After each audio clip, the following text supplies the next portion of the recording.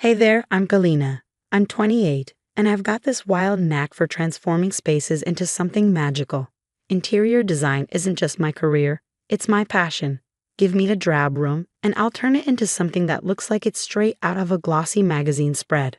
And let me tell you, there's nothing quite like the feeling when the vision comes to life. My life felt like the perfect design. Everything in its place, stylish and under control. I had an incredible fiancé, Mark.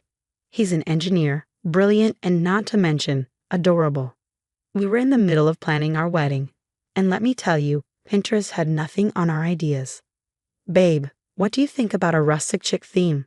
I asked one night, flipping through our mood board. Mark grinned, pulling me closer. As long as I get to marry you, you could go with dumpster chic, and I'd still be happy. That was Mark, always supportive, always making me laugh. Work was amazing too. I just scored a huge project redesigning the Starlight Hotel, a super chic spot downtown that was ready for a total overhaul. My best friend and partner in design, Tara, practically screamed when I told her. Do you have any idea what this could do for your career? She squealed, practically bouncing out of her chair. You're going to be the next Victoria. Ah, Victoria. She was my mentor and the queen of interior design. Straight out of college, she took me under her wing, teaching me everything. I owe her so much. Belina, darling, she'd say in that elegant accent of hers, you've got an eye for beauty. Now, let's make sure the world sees it. But not everyone was so thrilled about my success. My cousin Carla, for example, always had a competitive streak. Every family gathering, there she was with her plaster-on smile. Oh, Galina, she'd say, voice dripping with fake sweetness, still playing with dollhouses, are we? I'd bite my tongue, reminding myself that success is the best revenge. Then there was Uncle Robert, a big-shot real estate developer always talking deals and making moves. Lately, he'd been showing a lot of interest in Mark. Mark, my boy, he'd boom, clapping Mark on the back. We should talk business sometime. I could use someone with a sharp mind like yours. At the time, I didn't think much of it. I was too busy living the dream. My career was taking off, and I was planning the wedding of my dreams. Life was perfect. One night, Mark and I were curled up on the couch, flipping through wedding magazines. I couldn't help but feel like I was living a fantasy. You know, I said, snuggling closer, I never thought I'd have all this. A great career, an amazing fiancé. Mark kissed the top of my head. You deserve it all, G, and more. Little did I know, my perfectly designed life was about to undergo a major, unwanted renovation. But that's life, right? Sometimes you've got to tear everything down before you can rebuild something even better. The Starlight Hotel project quickly became my entire world. I was pulling 12-hour days, sometimes more, with my design board covered in fabric swatches, paint samples, and sketches. Exhausting? Yes. Exciting? Absolutely. Galina, darling, remember to breathe, Victoria reminded me during one of our calls. The hotel isn't going anywhere. I laughed it off. I'll sleep when I'm dead, Vic, or at least when this project is finished. But while I was crafting my masterpiece, my personal life was starting to fall apart. Mark was acting distant, spending more and more time with Uncle Robert. He'd come home late, reeking of expensive cigars and whiskey. How was your day? I'd ask bleary-eyed after hours of staring at blueprints. Fine, he'd mumble, barely looking up from his phone. Just business stuff with Robert, you wouldn't understand. I tried to brush it off. We were both busy, right? It was just a phase. But then I started noticing other things, like how Carla was suddenly showing up at every family dinner, always finding a reason to sit next to Mark. Oh, Mark, you're so funny, she giggled, touching his arm in a way that made my skin crawl. I confided in Tara over coffee one day. Am I imagining things, or is something off? I asked, stirring my latte anxiously. Tara frowned, setting down her spoon. Honey, I think you need to talk to Mark. Communication is key, remember? I nodded, determined to fix things every time I tried to talk to Mark. Something always seemed to come up. A late meeting, drinks with Robert, or some sudden work emergency. Then came the night that shattered everything. I had wrapped up early at the hotel site and decided to surprise Mark with dinner. As I walked into La Bella, our favorite Italian restaurant, my heart stopped. There, in a cozy corner booth, were Mark and Carla, laughing and holding hands across the table. I stood frozen, my world tilting as I watched Mark lean in and kiss her. I must have made a sound because suddenly they both looked up, their faces painted with shock. Under different circumstances, it might have been comical, but at that moment I was dying inside. Galena. Mark jumped to his feet, his face pale. This isn't. But it was, so clearly it was. I don't even remember leaving the restaurant. The next thing I knew, I was home, with Mark pounding on the door, begging me to let him explain. Explain what exactly? My voice was ice. Mark's shoulders slumped. I'm so sorry, Joe. I never meant for this to happen. It's just you've been so busy, and Carla, she understands me. You what? I spat, fury coursing through me. You fell in love while I was working my ass off to build a future for us. It's not like that, he protested weakly. Robert's been showing me all these amazing business opportunities, and Carla's been helping. I held up my hand, unable to bear another word. Get out.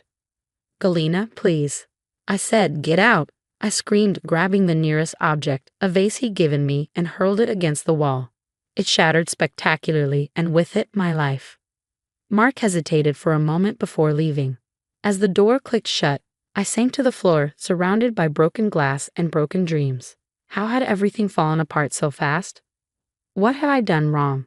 I don't know how long I sat there, tears streaming down my face. Finally, I reached for my phone with trembling hands and dialed Tara. Tara, I choked out when she answered, can you come over? I need you. When Tara arrived, I was still sitting in the wreckage of my perfect life, unsure how to even begin piecing it back together. The next few weeks passed in a blur of fabric swatches and paint samples. I threw myself into the Starlight Hotel project, working insane hours, anything to keep my mind off everything that had happened. Galena, you can't keep this up, Tara said one night, forcibly pulling me away from my desk. You need to deal with what happened. I sighed, running a hand through my messy hair. What's there to deal with? My fiancé left me for my cousin. End of story. But Tara and Victoria weren't letting it go that easily. They tag-teamed me, urging me to think about what really happened. Something doesn't add up, Victoria mused. Mark's change was too sudden. And Robert's involvement. We started dating, and it wasn't easy. But between Victoria's connections and Tara's talent for social media sleuthing, we uncovered a web of lies that made my head spin.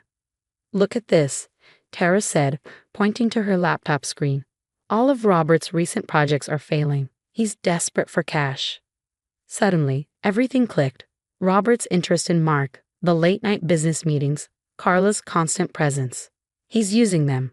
I realized my stomach turning. He's promising Mark some huge break and using Carla to sweeten the deal. But we needed proof. That's when I came up with a plan. Crazy, but just crazy enough to work. Tara, I said, a glimmer of my old fire returning, I need you to leak some info. Make it look like you've got an inside scoop on a massive development deal.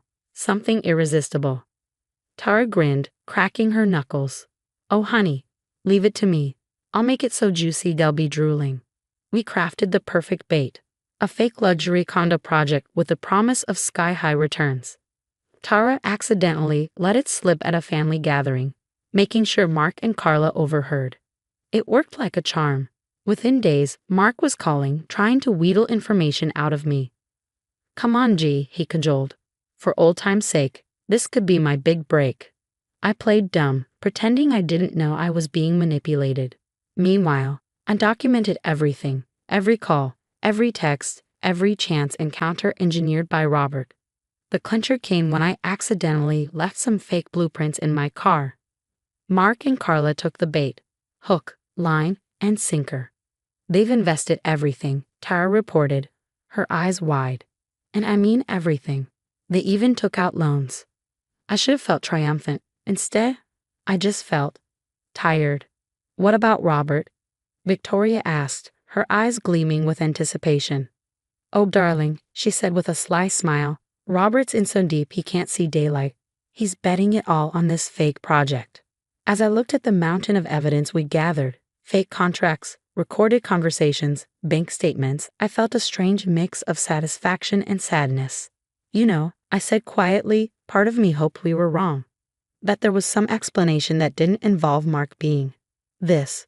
Tara squeezed my hand. I know, hun. But you deserve better than someone who could be manipulated like this, Tara said gently. I nodded, feeling the weight of truth in her words. You're right. I squared my shoulders, determination replacing the hurt. So, what's our next move?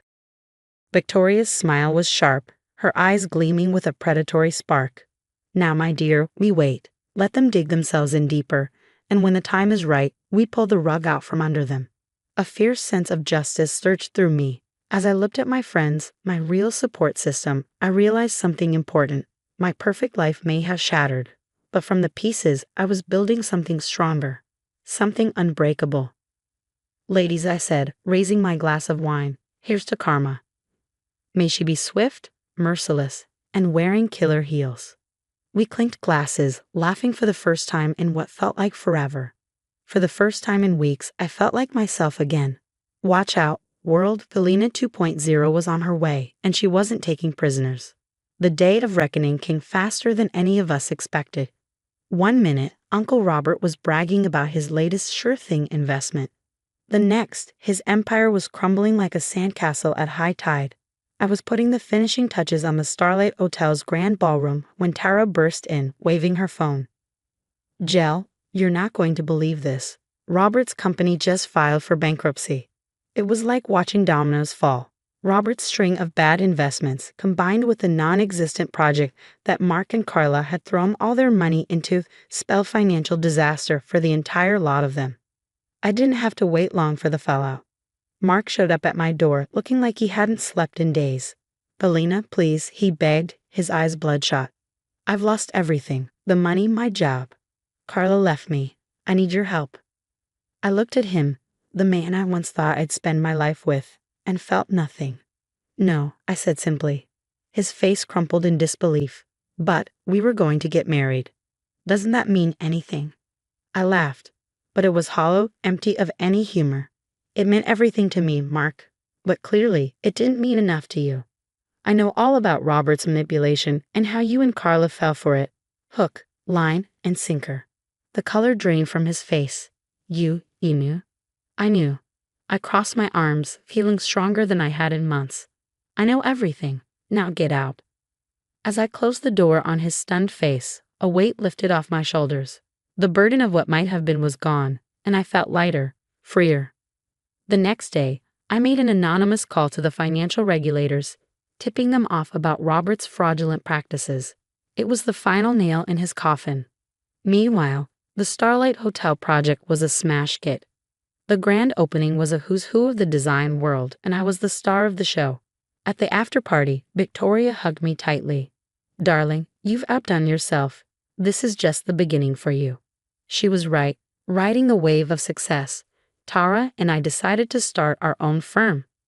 Designs by G&T was born, and we hit the ground running.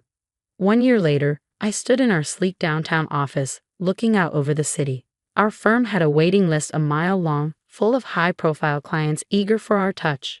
Tara waltzed in, coffee in hand. Guess who I just saw slinging lats at the corner cafe? She asked, grinning. Carla. Oh, how the mighty have fallen, I said, shaking my head, smiling. Let it go, T. We've got bigger fish to fry. And we did. We were already planning our international expansion, with potential offices in London and Tokyo. As for the others, last I heard, Uncle Robert was facing a slew of legal troubles, his business empire dismantled. Mark was struggling to find work, his reputation in tatters. They were all persona non grata at family gatherings now. Sometimes late at night, I'd think about how different my life could have been if things had worked out the way I once imagined. But then I'd look at everything I'd accomplished, the strength I found in myself, and I knew I wouldn't change a thing. Hey, boss lady, Tara called, snapping me out of my thoughts. The clients for the Dubai project are here, ready to wow them. I grinned, straightening my designer blazer. Born ready, T, let's show them what we've got. As we walked into the conference room, I felt a surge of pride and excitement. The pain of betrayal, that was old news. I had a world to design, and nothing was going to hold me back. Ladies and gentlemen, I said, my voice strong and confident, let me show you the future of luxury living.